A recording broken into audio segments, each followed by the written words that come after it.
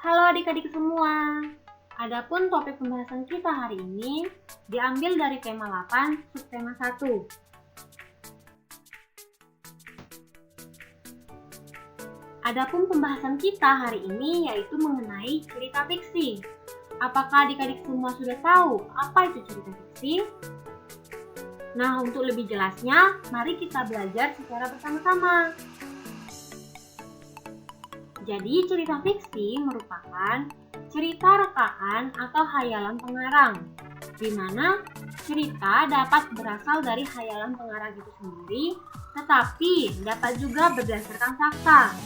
Nah, cerita fiksi yang dikarang berdasarkan fakta diperoleh dari berbagai pengalaman, baik dari pengalaman pribadi maupun pengalaman orang lain. Apakah adik-adik sudah mengerti?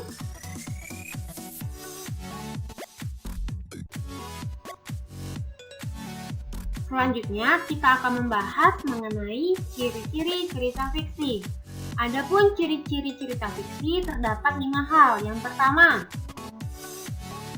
merupakan cerita rekaan atau cerita nyata yang diolah pengarang. Yang kedua, bertujuan untuk menghibur. Yang ketiga, yaitu disajikan dalam alur cerita. Yang keempat, menggunakan bahasa yang komunikatif. Yang kelima atau yang terakhir yaitu menggunakan bahasa yang tidak baku. Selanjutnya yaitu mengenai jenis cerita fiksi. Adapun jenis cerita fiksi terbagi atas 3. Yang pertama, cerita rakyat, cerpen, dan novel. Selanjutnya kita akan bahas satu persatu mengenai jenis cerita fiksi. Yang pertama yaitu cerita rakyat. Nah, cerita rakyat ini terdapat beberapa jenis. Yang pertama yaitu cerita jenaka.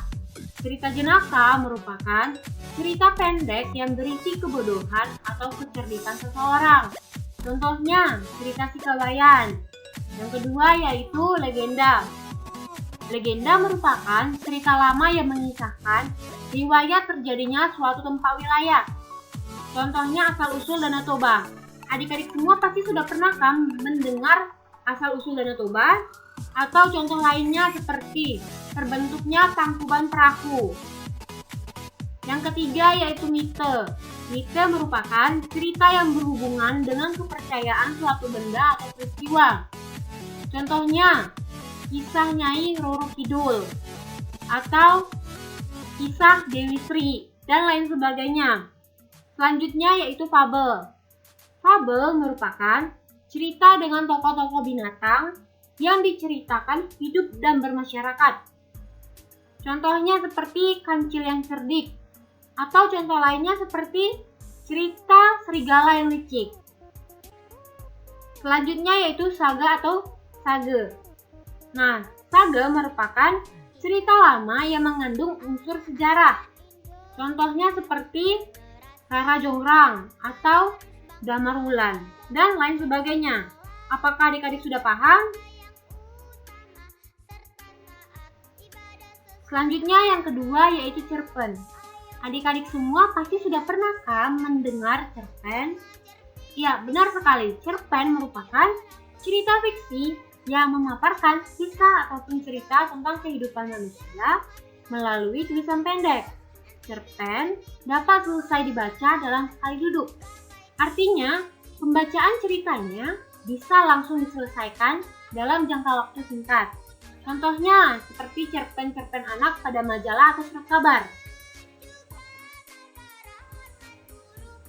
Selanjutnya yang ketiga yaitu novel.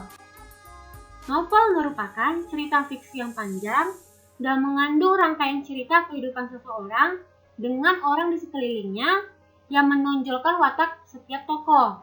Bedanya cerpen dan novel, kalau cerpen yaitu ceritanya pendek, sedangkan novel itu ceritanya panjang. Contoh novel seperti Laskar Pelangi karya Andrea Hirata.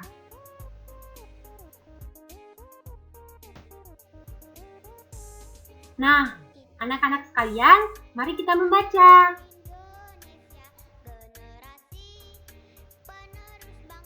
Ayo anak-anak semuanya, mari kita membaca secara bersama-sama mengenai cerita asal-muasal Bukit Catu.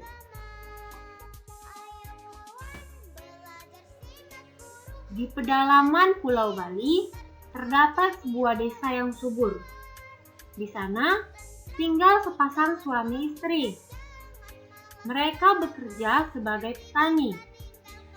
Menjelang musim panen, suami berkata kepada istrinya, "Jika nanti hasil panen kita melimpah, buatlah tumpeng nasi yang besar. Kemudian, undanglah tetangga untuk makan bersama."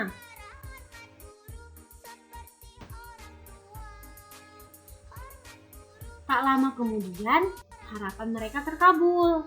Si istri menyiapkan tumpeng nasi dan mengundang seluruh penduduk desa untuk makan bersama.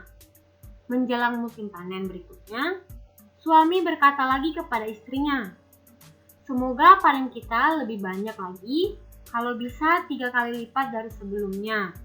Jika harapanku terkabul, buatlah 3 tumpeng nasi yang lebih besar dari sebelumnya." Kemudian istri membuat 3 tumpeng dan mengundang seluruh penduduk desa untuk berpesta kembali. Beberapa hari kemudian, suami pergi ke sawah. Dalam perjalanan, ia melihat seonggok tanah yang berbentuk seperti catu. Catu merupakan alat penakar nasi yang terbuat dari tempurung kelapa. Aneh sekali. Sepertinya kemarin gundukan tanah ini tidak ada, gumam si suami. Setelah pulang dari ladang, ia bercerita kepada istrinya. Kemudian ia mengajukan usul kepada istrinya. "Istriku, bagaimana kalau kita membuat beberapa catu nasi? Siapa tahu kalau kita membuatnya, hasil panen kita akan semakin melimpah." Sejak saat itu, istri rajin sekali membuat catu nasi. Setiap catu nasi yang dibuatnya, ia niatkan untuk menambah hasil panennya. Namun, ada keanehan yang terjadi. Saat pergi ke sawah, ongsokan tanah yang ia temukan sebelumnya semakin membesar. Rupanya, si istri membuat catu nasi yang lebih besar setiap harinya. Lama-kelamaan, onggokan tanah itu berubah menjadi sebuah bukit. Contohnya seperti gambar yang di atas. Nah, setelah si petani dan istrinya berhenti membuat catu nasi, onggokan tanah itu pun berhenti membesar. Lalu sejak saat itu, onggokan tanah tersebut disebut dengan Bukit Catu. Setelah kita membaca cerita mengenai asal mula Bukit Catu, adik-adik semua, mari kita berlatih dengan mengerjakan soal yang terdapat di bawah ini. Jangan lupa adik-adik sekalian untuk menulis di buku latihannya.